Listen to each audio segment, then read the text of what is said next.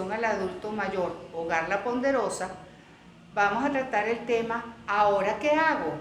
Tenemos el diagnóstico del Alzheimer, tenemos la evaluación y las recomendaciones. Aquí con nuestra invitada Erika Pashmiño, neuropsicóloga de Hogar La Ponderosa. Sí, una pregunta súper común cada vez que realizamos la evaluación neuropsicológica. ¿Qué toca ahora, no? ¿Qué vamos a hacer ahora con esto? Primero es tratar de comprender y plantear todas las preguntas, aprovechando que está el especialista allí, ¿no? Y esa es una de las más frecuentes e importantísimas. ¿Qué voy a hacer yo con esto? Todo va a depender de la etapa en que se encuentra la enfermedad y eso nos lo va a dar también la evaluación neuropsicológica. ¿En qué etapa del Alzheimer está mi familiar? ¿Estamos en etapa inicial?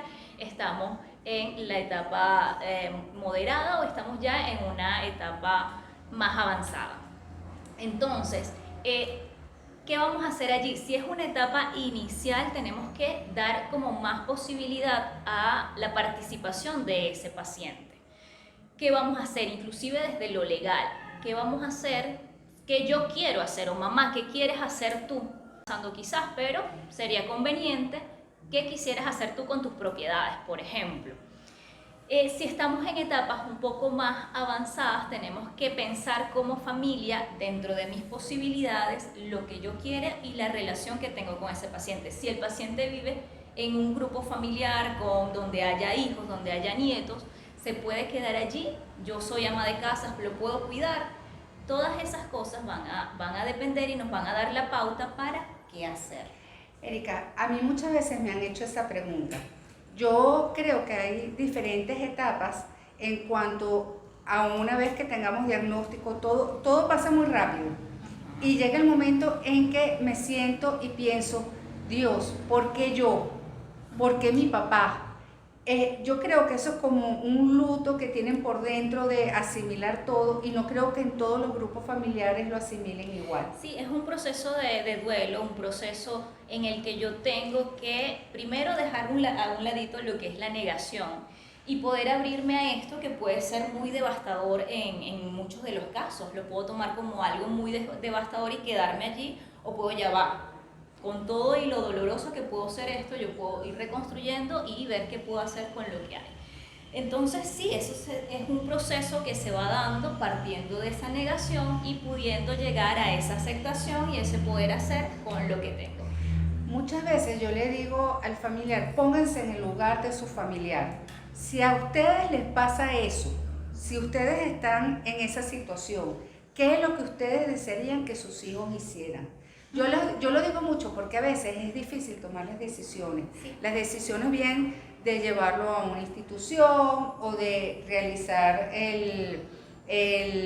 todo lo que tengan que hacer, todas las actividades, las rutinas en casa. Es un buen ejercicio, pero como les decía, lo primero es, vamos a ponernos en contexto.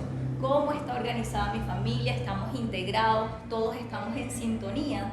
Si hay alguien, como decías tú, ese proceso de duelo, ese proceso de pérdida, en uno se va a hacer más rápido, en otro va a ser más rápido. Hay quienes son súper ágiles y pueden, o ubicarse y ponerse a hacer de una vez. Hay otros que se van a quedar un poquito más en el dolor, un poquito más en la tristeza, un poquito más en el miedo.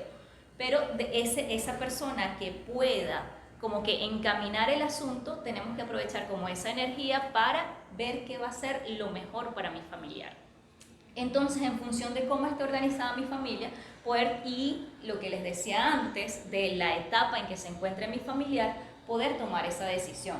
Oye, ¿qué voy a hacer? El neuropsicólogo me dijo que tenía que estar activo, lo más activo posible, tenía que hacer sus ejercicios cognitivos.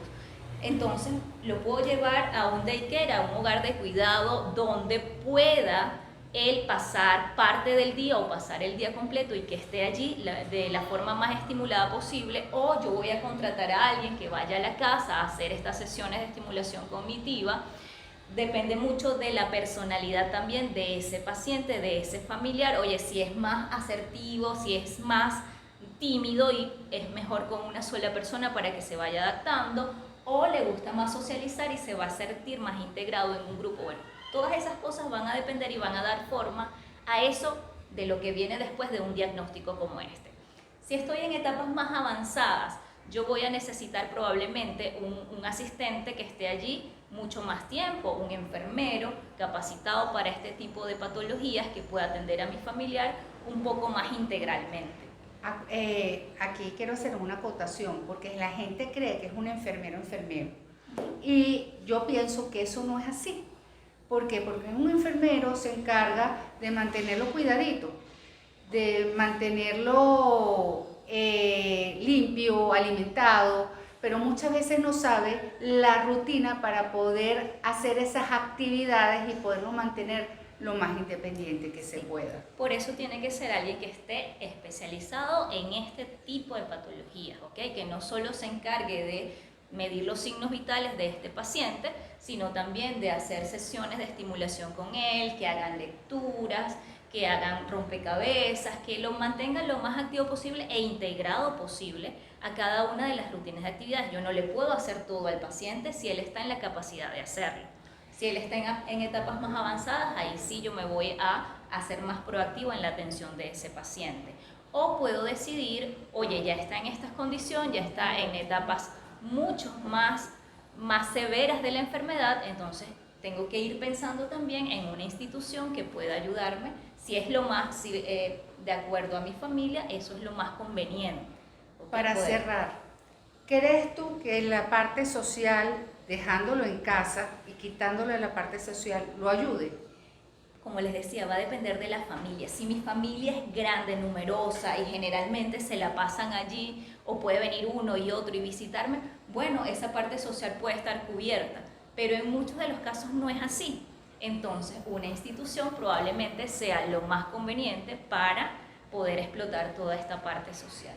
Aquí en Hogar La Ponderosa tenemos daycare. ¿Qué es el daycare? Son los cuidados diarios que empiezan en la mañana y terminan en la tarde, o pueden ser media mañana o pueden ser media tarde, y eso los ayuda a estimular y a socializar. Espero que les haya gustado, que los haya ayudado. Síganos en nuestras redes sociales y nos vemos en la próxima.